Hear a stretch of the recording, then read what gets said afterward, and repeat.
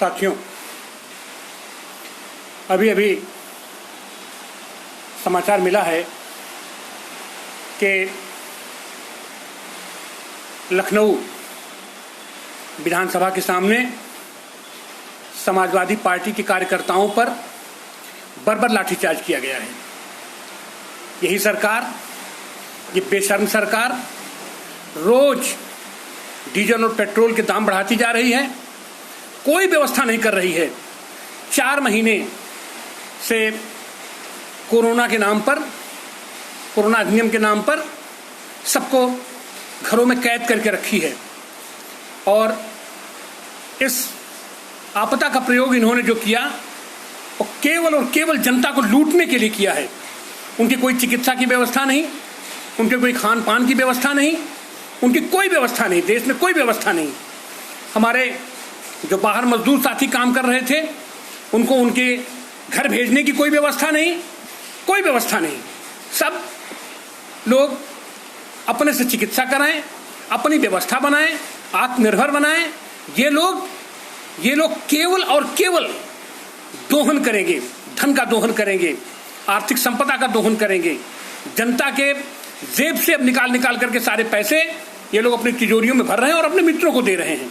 और उसके साथ क्या रोज का रोज एक एक ध्यान केवल बटाने का काम कर रहे हैं, सीमा पर तनाव पैदा कर रहे हैं, चीन से सौदेबाजी कर रहे हैं। नेपाल और भूटान जैसा देश इनको आंखें तरेर रहा है और ये लोग बड़के मर्द बना फिरते थे। उनके इसके पहले का भाषण देखिए 2013-14 का, तो लगता था जैसे ये कितने बड़े क्रांतिकारी हैं और कितने बड़े देशभक्त हैं।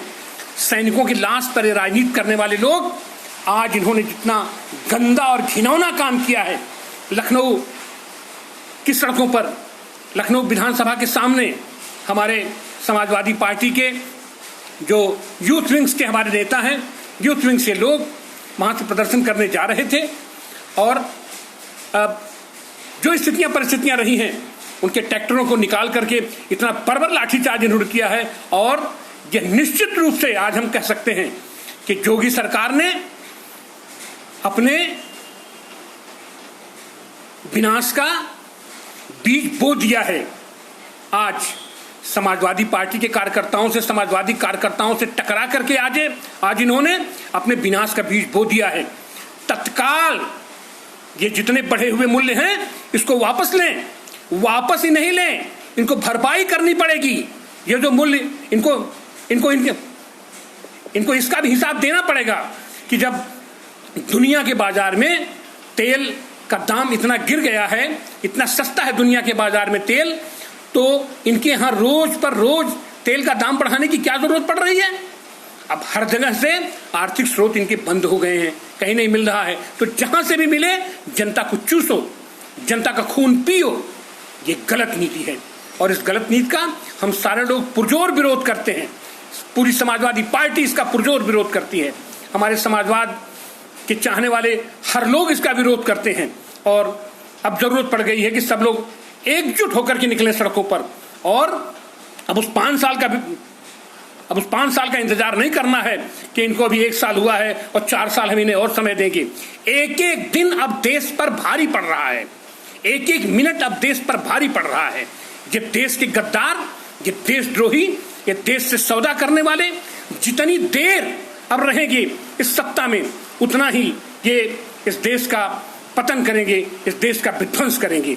इसलिए अब जरूरी हो गया है कि इनको जितना जल्दी से जल्दी हो सके इन्हें सत्ताच्युत किया जाए और देश में एक राष्ट्रीय सरकार की स्थापना की जाए। फिलहाल तत्काल देश में राष्ट्रीय सरकार की स्थापना की जाए और राष्ट्रीय सरकार के लिए देखना होगा हमारे संसद में जो भी हमारा सबसे सीनियर साथी है, जो भी हमारा योग्य साथी है, जो भी हमारा प्रशासनिक अनुभव रखने वाला साथी है, जिसको भी प्रदेश चलाने का अनुभव है, जिसको देश चलाने का अनुभव है, जिसको रक्षा मंत्रालय चलाने का अनुभव है और जिसके साथ पूरे देश की मानसिकता जुड़ी हुई है, पूरे देश का जिसे समर्थन प्राप्त है। और निश्चित रूप से देश में इस लंपट पूंजीवाद के विरुद्ध समाजवाद ही एक ऐसी धारा है, एक ऐसी विचारधारा है, एक ऐसी व्यवस्था है, समाजवाद ही एक ऐसी व्यवस्था है जिसके तहत पूरे देश को एकजुट बांधा जा सकता है, एक स्रोत में बांधा जा सकता है, एक सूत्र में बांधा जा सकता है। इस समय आवश्यकता है देश को एकजुट करने की, इस समय आवश्यकता है देश के हमारे सारे सीमाओं को सुरक्षित रखने की। उसको सुरक्षित रखने की जिम्मेदारी हमारे सैनिक मजबूती के साथ निभा रहे हैं। लेकिन हम क्या कर रहे हैं, हमारी सरकार क्या कर रही है? हमारे सैनिकों की लाश पर राजनीति कर रही है, हमारे सैनिकों की लाश पर राजनीति कर रही है, हमारे सैनिकों की लाश पर सौदा कर रही है। हमारा प्रधानमंत्री कहता है कि चीन के कब्जे में हमारा कोई जमीन नहीं है, हमारे किसी चौकी पर उन्होंने कब्जा नहीं किया है। और सबको मालूम है कि 1962 में क्या हुआ, 1964 में क्या हुआ, उसके बाद क्या हुआ है।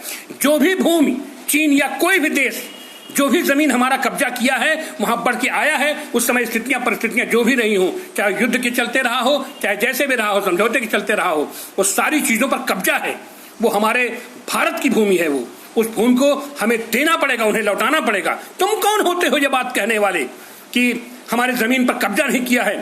गलवान घाटी में सीधे सीधे हमारे सैनिक शहीद हुए हैं और तुम कह रहे हो कि मरे हैं हमारे सैनिक, मारते मारते मरे हैं हमारे सैनिक।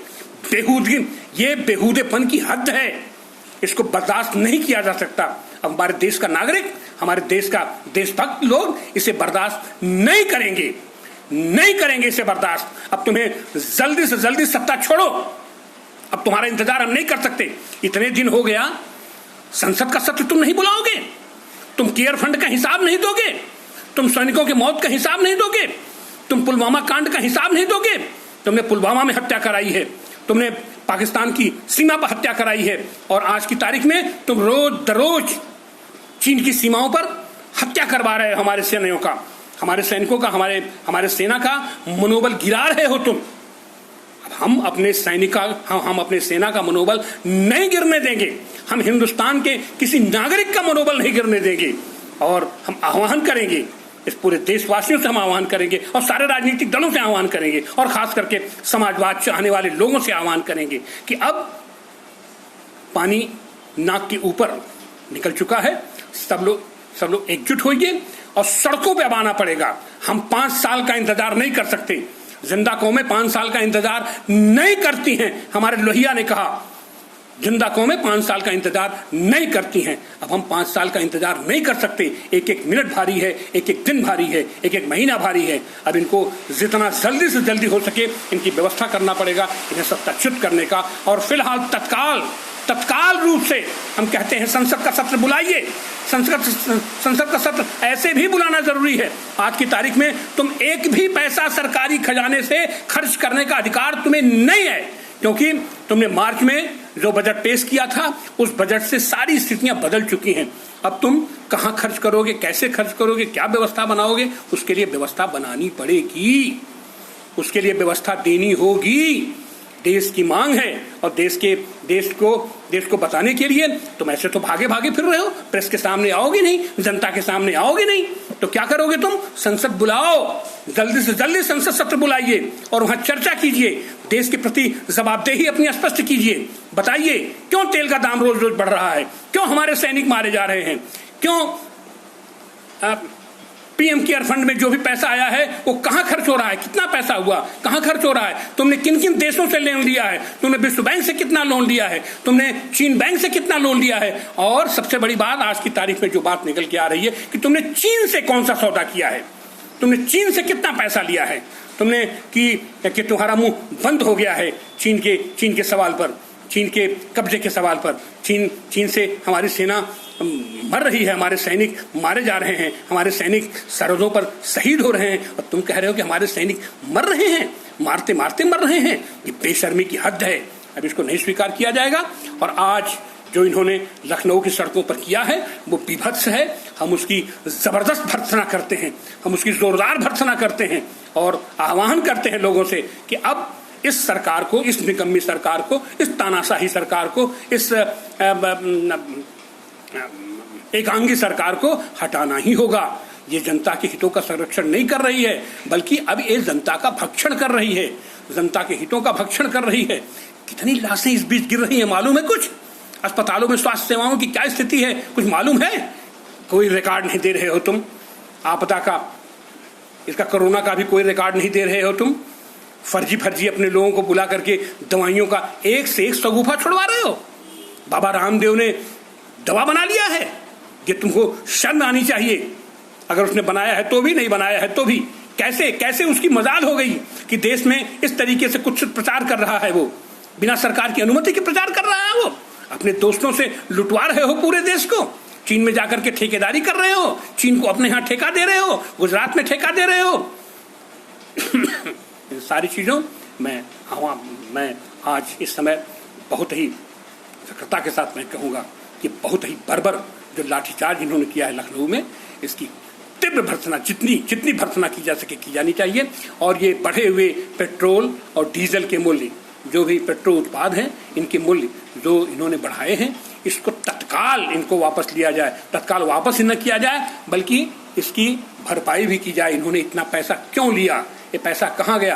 बंगाल में तेल कैसे मिलता है? बांग्लादेश में, पाकिस्तान में क्या रेट है, लंका में क्या रेट है, नेपाल में क्या रेट है, भूटान में क्या रेट है? दुनिया के बाजार में तेल की कीमत गिर रही है और तुम रोज का रोज तेल की कीमत बढ़ाते जा रहे हो। तेल की कीमत, आज की तारीख में खेती का समय है, सबसे ज्यादा आवश्यकता पड़ती किसानों को डीजल की, और तुम मार रहे हो किसानों को। कोई मदद तो कर नहीं रहे हो तुम। उसके बाद तुम उनको मरने के लिए मजबूर कर रहे हो। उनकी उपज का मूल्य तो दे नहीं रहे हो, उनको कोई सुविधाएं दे नहीं रहे हो, बीज दे नहीं रहे हो, खाद दे नहीं रहे हो।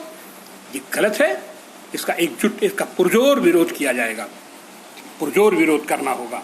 और हम अपने उन बहादुर साथियों को सलाम करते हैं जिन्होंने आज इस बर्बर शासन के खिलाफ लखनऊ की सड़कों पर अपना विरोध प्रदर्शन किया है और अपना खून बहाया है। और इस सरकार की हम कट भर्त्सना करते हैं जिन्होंने हमारे साथियों के खून से लखनऊ की सड़कों को रंगने का काम किया है। उन सारे साथियों को का क्रांतिकारी अभिनंदन जिन्होंने आज इस विरोध प्रदर्शन में भाग लिया और अपना प्रतिवाद दर्ज कराया। बहुत बहुत धन्यवाद। जय हिंद, जय भारत, जय समाजवाद।